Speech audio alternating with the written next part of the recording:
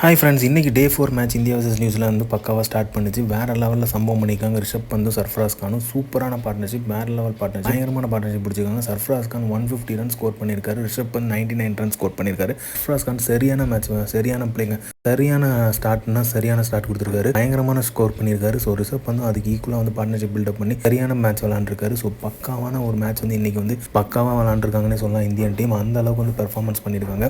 So Sarfraz Khan வந்து 150 run score பண்ணியிருக்காரு. அதுவும் 3 சிக்ஸஸ் வந்து சூப்பராக அடித்தார். ரிஷப் பந்த் வேறு லெவலில் விளாண்டுறாங்க. 105 பாலில் 99 ரன்னுக்கு ஜஸ்ட் மிஸ்ஸில் செஞ்சுரி மிஸ் பண்ணிட்டார். இவங்க ரெண்டு பேரோட பார்ட்னர்ஷிப் பார்த்தீங்கன்னா 177 ரன்ஸ் வந்து பார்ட்னர்ஷிப் பண்ணியிருக்காங்க. அதுக்கப்புறம் சர்ஃப்ராஸ் கான் வந்து டிம் சவுதி பாலில் வந்து அவுட் ஆகிட்டார். அதுக்கப்புறம் வந்து ரிஷப் பந்த் வந்து கண்டினியூஸாக வந்து ஒரு 15 ரன்ஸ் தான் பார்ட்னர்ஷிப் பிடிச்சாங்க. கேஎல் ராகுல் ரிஷப் பந்தும். தென் வந்து ரிஷப் பந்த் வந்து அவுட் ஆகிட்டார். அதுக்கப்புறம் வந்து கேஎல் ராகுல் வந்து கம்ப்ளீட்டாக வந்து ஃபார்மில் இல்லைன்னு நினைக்கிறேன். அவர் வந்து சரியாக பெர்ஃபார்ம் பண்ண முடியலையா, இல்லை கம்ப்ளீட்டாக ஃபார்மில் இல்லைன்னு தான் சொல்லுவேன். அந்த அளவுக்கு வந்து மினிமம் ஸ்கோர் எடுத்து அவுட் ஆகிட்டார். தென் வந்து ரவீந்திர ஜடேஜா டக்குன்னு போயிட்டார் வந்து வேகத்தில். ரவிச்சந்திரன் அஸ்வினும் ஜாஸ்பிரிட் பும்ரா, முகமது சிராஜ் தான் ஃபைனலாக விளாண்டாங்க. அவங்களும் சொற்ப ரன்களில் போயிட்டாங்க. குல்தீப் யாதவ் மட்டும் ஆட்டம் இழக்காமல் நின்னார். மொத்தமாக வந்து இந்தியாவோட டோட்டல் ஸ்கோர் எவ்வளோ பார்த்தீங்க அப்படின்னா 462, 10 விக்கெட்ஸ் இழப்பில்.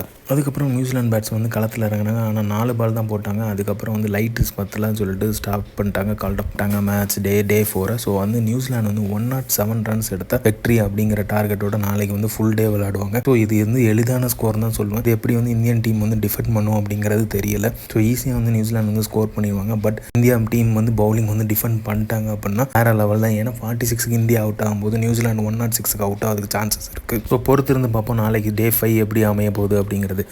இந்த மாதிரி கிரிக்கெட் அப்டேட் தெரிஞ்சுக்க லைக் பண்ணுங்கள், ஷேர் பண்ணுங்கள். மட்டை பந்து இன்சைட்ஸை சப்ஸ்கிரைப்